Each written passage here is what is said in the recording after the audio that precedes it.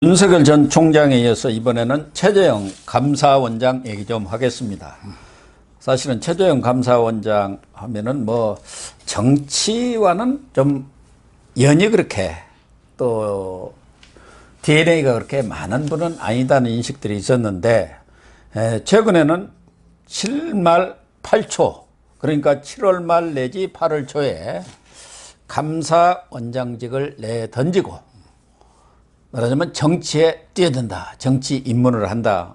이런 얘기가 기정사실인 것처럼 이렇게 떠돌고 있어요.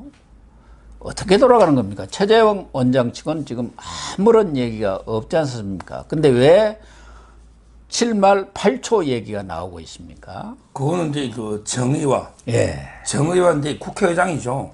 상당히 국회. 중도적인 분이에요. 이분이 이제 계속 그 시계로 이야기하잖아요. 뭐 이런 이제 시계가 9시에서 12시를 계속 시계 가듯이 아마 이제 등판 시기가 가까워진 쪽으로 이야기를 하시고요. 아마 보수 일각에서요. 상당히 그 추대론이 많이 노는 것 같아요. 그 고영주 변호사라고 있잖아요. 6월 그 공산주의자 문재인 받으느라기 무죄 뭐 받았다가 유죄도 받고 막 그분 있잖아요. 유명한 분이죠. 관장하는 박문진의 이사장을 했죠. 그렇죠. 그분에게 포함해서 여러 보수 인사들이요. 최재형 감사원장 추대 대선 추대 모임을 한다. 6월 28일 날. 저도 이제 그 토론자로 좀 제가 초청받았는데 뭐 재판 때문에 일정이 될지 모르겠는데 하여튼 그 중요한 거는 상당히 그 보수 일각에서 최재형 감사원장을 대안으로 왜냐하면 이게 윤석열 총장 혼자로는 위험하지 않냐. 검증 과정에 이제 그 무슨 일이 있을지도 모르고. 그리고 이제 검증 그걸 떠나서 또 이제 너무 혼자 이렇게 일방적으로 마라톤에도 혼자 독주하면 재미가 없잖아요. 옛날에 끝까지 송기정하고 남성용도 1등, 3등 했지만 끝까지 이렇게 경쟁해주는 사람이 있어야 이게 흥미가 되잖아요. 그 점에서는 이제 그 상당히 대안으로 최재형 감사원장이 있죠. 이분을 이게 그 거론하는 분이 상당히 많이 있는 걸로 알고 있습니다. 정의화 전 국회의장 정도의 무게감이 있는 분이 일종의 추대 모임의 대표역 아니겠습니까? 그렇다고 한다면은 이런 얘기를 할 정도라면은 최소한도 최재형 감사원장하고 어느 정도 소통이 있었다고 보는 것이 합리적인 그런 해석 아니겠습니까? 그런데 과거에는 최재형 감사원장 이런 분에 대해서는 윤석열 전 총장의 대안이랄까 플랜 B 정도로 생각을 했는데 지금의 이렇게 흘러나온 얘기는 플랜 B를 넘어서 하나의 독립변수로 그냥 윤석열과 맞상대를 할 수 있는 그런 사람으로 이렇게 지금 자리매김이 되고 있는 그런 상황이죠. 그게 이제 그 두 가지 차이가 있는 것 같아요. 윤석열 총장하고요. 최재형 감사원장의 차이가요. 윤 총장은 이제 그 뭐 조국 추미애 그 권력 수사 있잖아요. 이런 이제 공정과 정의 이런 이미지로 이제 지지율이 떴잖아요. 그렇지만 이게 뭐 개인적인 뭐 미담 스토리라든지 오히려 이제 장모나 부인 쪽으로는 뭐 계속 검증 이야기만 오지 오히려 그런 건 없잖아요. 근데 그 최재형 감사원장은 상당히 그 까미남 별명이 법조계 까미남이거든요. 까도 미담만 나오는 남자. 이게 까미남입니다. 이 말은 이제 우리가 흔히 아는 야, 2명의 그 아들을 입양을 했다. 이게 쉬운 거 아니잖아요. 입양은 이게 그 보수의 중요한 저는 가치라 봐요. 진보를 떠나서도 진보도 마찬가지지만 가족의 가치 있잖아요. 이런 이제 그 입양을 해서 이게 훌륭한 자녀를 키우는 거 있잖아요. 본인도 이게 박봉이잖아, 판사가요. 쉽지는 않거든요. 그리고 이제 그 이분이 또 몸이 불편한 장애 친구 있잖아요. 장애 친구를 고등학교 뭐 대학 연수원까지 한두 번 다 그게 업어서 계속 시킨다? 업어서 학교에 등교시키는 게 있잖아요. 이게 보통 일입니까? 이게 쉬운 일이 아니거든요. 또 제가 알기로 이게 뭐 물론 이제 옳은 일이 하는 걸 오른손이 하는 걸 왼손이 모르게 되지만 개인적으로 이게 그 기부도 상당히 제가 하는 걸로 듣고 봤거든요. 이런 식의 어떤 개인적인 미담이 많이 노는 특히 그 자유우파 보수의 가치와 관련한 이런 게 있잖아요. 이런 게 첫째 그 윤 총장 하나 차이점이고요. 그다음에 두 번째 윤석열 총장과 다른 게 적이 없어요. 네, 그렇죠. 윤 총장한테 넘어야 될 산이 있죠. 그게 바로 이제 그 박근혜, 이명박, 그리고 이제 여러 가지 이재수 사령관부터 우리 김관진 이런 데 그 자유우파 보수 수사한 거 있잖아요. 네. 이걸 이게 어떻게든 극복해 넘어야 되잖아요. 근데 최재형 감사원장은 탈원전 감사했는데 이 자유우파한테 좋은 거죠. 예. 탈원전. 그 다음에 조의원을 고발했다. 이것도 이게 좋은 거잖아. 이런 식으로 이게 자유우파에는 빚진 게 없어요. 오히려 이게 긍정적인 게 있잖아요. 적이 없다는 거죠. 이런데 그 두 가지 중요한 차이가 있기 때문에 저는 상당히 그 나중에 본격 행보하면요. 아주 게 용호 상박 제대로 된 게 싸움이 되지 않을까 이래 보입니다. 저 개인적으로는 뭐 최재형 감사원장이 이렇게 대선에 출마를 해서 국민의힘 경선에서 윤석열 총장과 용호상박의 싸움을 벌이면은 뭐 흥행면도 그렇고 여러 면에서 장점이 많다고 보입니다만은 지금 최재형 감사원장도 아직까지는 이 문제에 대해서 일체 언급이 없었죠. 지난번 한번 딱 언급한 것은 이 문제에 얘기를 하면은 여러 가지 뭐 이런 해석이 나올 테니까 입을 다물겠다 해서 더 이상 언급은 하지를 않았는데 문제는 이 최재형 감사원장을 보면은 일단 내년 1월까지의 임기를 중도에서 하차한다는 것이 그분의 성격이라든가 지금까지 걸어온 길하고 과연 맞는지 그런 부분이 하나가 있을 수 있고 둘째는 이 대권 싸움은 어디 국회의원이라든가 어디 지방자치단체장 나가는 거 너구는 좀 다른 측면이 있습니다. 권력 전체를 놓고 지금 양 진영이 죽느냐 사느냐 오로오나 신게임이 지금 우리는 되고 있기 때문에 여기는 강력한 대권욕이 있어야 한다. 대권 의지 권력욕이 있어야 하는데 과연 그분이 그런 권력욕이 있을까? 그 권력욕에는 정치판이라는 대권판이라는 흙탕물에 뛰어들었을 때 자기가 얼마든지 그런 흙탕물을 맞을 용기가 있어야 하는데 그런 면에서는 정말 학처럼 고고하게 살아온 분들이 그것을 직접 맞았을 때 과거 반기문 전 유엔 사무총장이라든가 이해창 전 총재도 마찬가지입니다만 정치 입문 초기에 그런 부분에 대해서 엄청난 거부 반응을 보였고 그런 어려움을 겪었기 때문에 그런 측면이 있을 것이고 또 하나는 지금 뭐 지지율이 한 1, 2% 나오고 있습니다만은 단시간 내에 이런 지지율을 극복할 수 있을 것인가 이런 몇 가지 한 서너 가지 점이 약점이랄까 이런 걸로 떠오르지 않겠느냐 그런 생각을 하거든요. 근데 그 세 가지 말씀드리면 일단 중도 사퇴 문제인데요. 그거는 이제 윤 총장도 이제 탄압을 받다 보니까 중도 사퇴했죠. 근데 지금 뭐 검찰이나 공수처에서 이제 그 최재형 조사한다. 고발도 된 게 있습니다. 실제 그 검찰에서 지금 조사가 착수된 것도 일부 있었죠. 이런 게 그 검찰이나 공수처 권력의 탄압이 있으면 저는 뭐 얼마든지 그 중도에 뭐 윤 총장도 사퇴한 것처럼 몇 달 정도 사퇴하는 거는 나라를 위해서 충분히 그 이해될 수 있는 부분이 하나 있고요. 명분이 된다 이런 그렇죠. 얘기인가요? 그 다음에 두 번째 이분의 권력 의지인데요. 보통은 이제 탈원전 할 때 배궁규나 최이봉 이것도 이게 중요하지만 조의원이면 이게 좌파의 교육 대부 아닙니까? 조의원 교육감들이 고발하지만 제가 청와대 감사한 걸 옛날에 봤거든요. 이정도 총무비서관이 제 선배 아닙니까? 야, 청와대에 탈탈 털어가지고 비리를 청와대 그 운영 그 예산 있잖아요. 다 잡아냈거든요. 이분이 그저는 상당히 저는 권력 의지가 더 있지 않을까. 이러지 않고 이게 청와대 탈원전 조의원 이렇게 탈탈 털어가 감사를 할 수 있을까? 본인이 이게 그냥 평범하게 뭐 감사원장으로 끝낼 것 때문에 이렇게까지 정권하고 척출 필요가 있을까? 이런 데 권력 의지는 뭐 제가 개인적으로 안 만나봐서 모르지만 상당히 행보를 보면 있을 걸로 보이고요. 그 다음에 마지막으로 이제 그 지지율 문제인데요. 요즘 지지율은요, 자고 나면 이게 바로 그냥 뜨는 거예요. 이준석의 지지율이 얼마였어요? 김웅이가 처음에 2등 뭐라고 이랬잖아요. 이준석이도 이제 2등 한 건 있었죠. 근데 갑자기 지지율이 몇십 배 뛰어버렸잖아요. 더블 스코어로 나경원 이겼잖아요. 그게 며칠 사이 순간. 그러면 이게 최재형 감사원장이 지금 여론조사에 한 번 딱 처음 들어갔더니 다른 후보 다 앞지르고 그래도 한 2점 얼마 나왔잖아요. 근데 2.8% 나왔죠. 예. 근데 본격 출마하고 본격하면 지지율 저는 그게 바로 동그라미한테 붙었어요. 바로 20%대로 갈 수 있다고 저는 보거든요.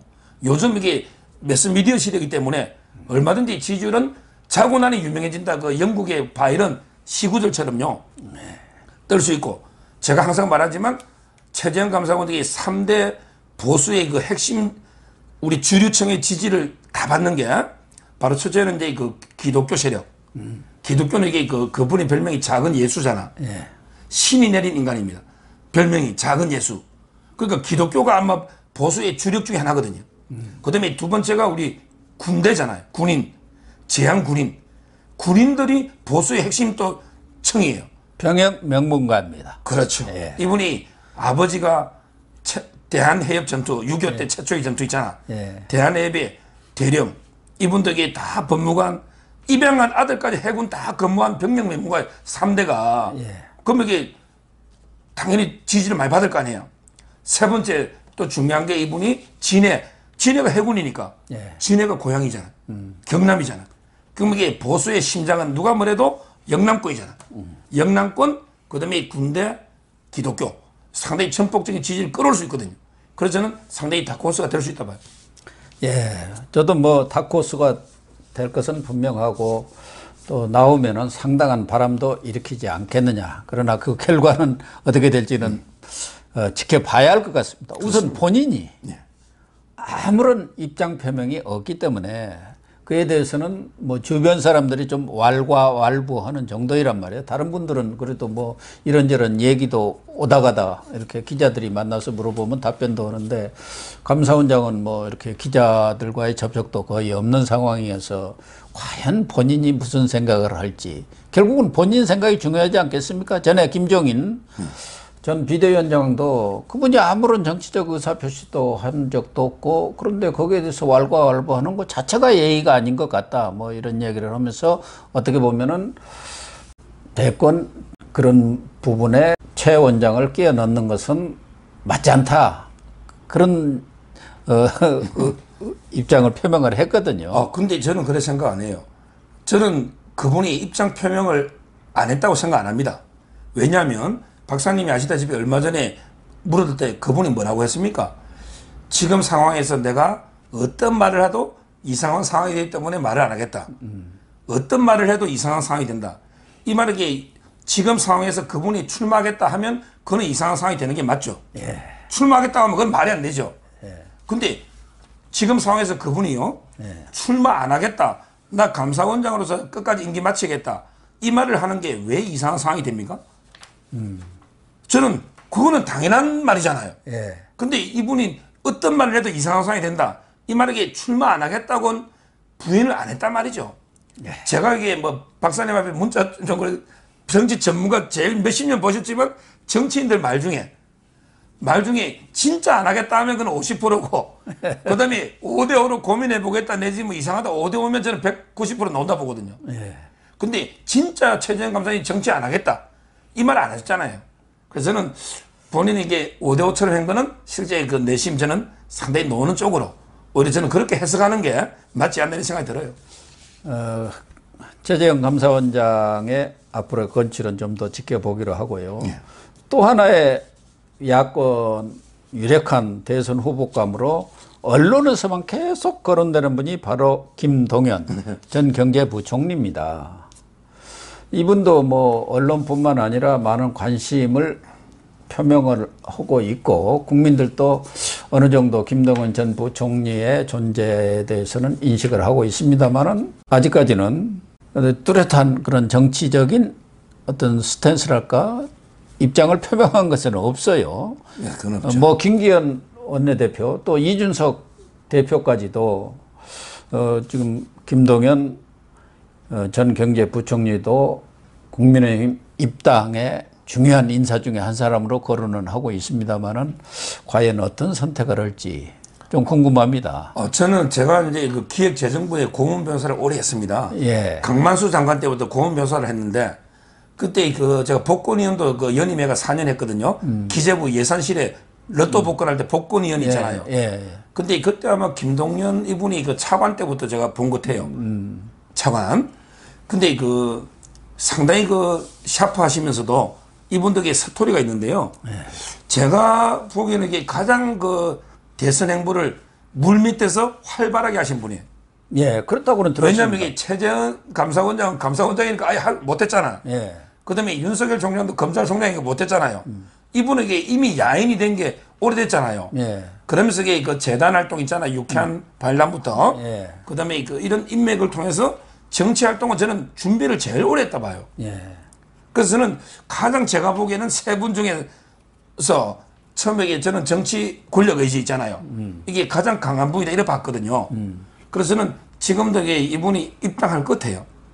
왜냐하면 이게 그 최재형 감사원장도 오고 윤석열 총장도 입당하면 그럼 이게 본인도 가서 뭐 대선 삼국지를 쓰는 거 아니에요. 외부에서. 근데 나쁠 게 없거든요. 그냥 저는 이게 그냥 뭐 야인으로 민초처럼 이게 하지는 않을 분이라 봅니다. 분명히 큰 꿈이 있고요. 본인도 이게 뭐 되고 안 되고는 그 다음 문제지만 저는 충분히 그 대선 도전하고 그 방식은 이분들에게 민주당을 떠난 거예요. 자꾸 이게 민주당에서는 뭐 우리 사람이니까 들어 이러지만 들어온 다음에 이게 저는 결국 야당으로 그러겠죠. 국민의힘에 들어와서 윤석열, 최재형, 김동연 이런 데 그 대선 삼국지 있잖아요. 이걸 쓰지 않을까 이렇게 예측이 됩니다. 김종인 전 비대위원장도 김동연 전 부총리에 대해서는 아주 준비를 많이 하고 있는 것으로 알고 있고 또 충분히 감이 되는 걸로 이렇게 좀 띄워준 적이 있어요. 그런데 김동연 전 부총리도 언론과의 뭐런 이렇게 접촉을 통해서 하는 얘기들을 보면은 역시 관료 한계를 벗어나지 못하고 있는 것 아닌가 하는 저는 느낌을 받았습니다. 아주 뛰어난 분이고 여러 가지 스토리도 많고 정말 입지전적인 인물인데 관료라는 것은 평생 닦여진 길 위에서 쭉 걸어왔기 때문에 그 한계를 좀 벗어나지 못하는 것 아닌가. 어떻게 보면은 이 정치판이라는 것은 학문이나 다름없고 거기에서 길을 개척해야 하는데 거기에 대한 어떤 두려움이랄까 어떤 그런 것들이 있는 거 아닌가 하는 생각이 들어요. 그래서 좀 소극적인 그런 입장을 견지하고 있는 것으로 보여요. 만약에 자기가 그런 대권 의지를 갖고 있고 이렇게 오랫동안 야인으로서 준비해 왔다면 지금 벌써 움직여야 하는데 아무런 그런 것이 보이지 않지 않습니까? 그렇죠. 결국은 네, 뭐 완벽한 사람은 저는 없는 것 같고요. 다 이게 2% 부족한 게 있죠. 그거는 윤석열, 최재형도 마찬가지고요. 그래서 제가 이제 생각하는 거는 윤석열, 최재형, 김동연 이런 그 대선 삼국지를 쓰면 새로운 부족한 부분을 채워줘야죠. 그렇습니다. 누가 후보가 되더라도 다른 두 분이 선대위원장을 맡아서 이렇게 서로 부족한 부분을 채워가면서 서로 협조해서 저는 정권 교체도 하고 국정 운영도 마찬가지입니다. 뭐 그러면 이게 조금씩 나아지지 않을까. 뭐 아무래도 이게 정치 쪽은 전부 다 이게 어떻게 보면 초보죠 뭐. 다 이게 아마추어 맞습니다. 그러나 이게 그 기존의 분야에서 쌓은 내공이 있으니까 조금씩의 그 극복을 충분히 해나가지 않을까 이렇게 봅니다. 네, 윤석열, 최재형, 김동연 이런 분들이 대권 삼국지를 잘 꾸려서 내년 3월 9일 적벽대제입니까? 거기에서 최후 승리를 거두기를 기대하고요.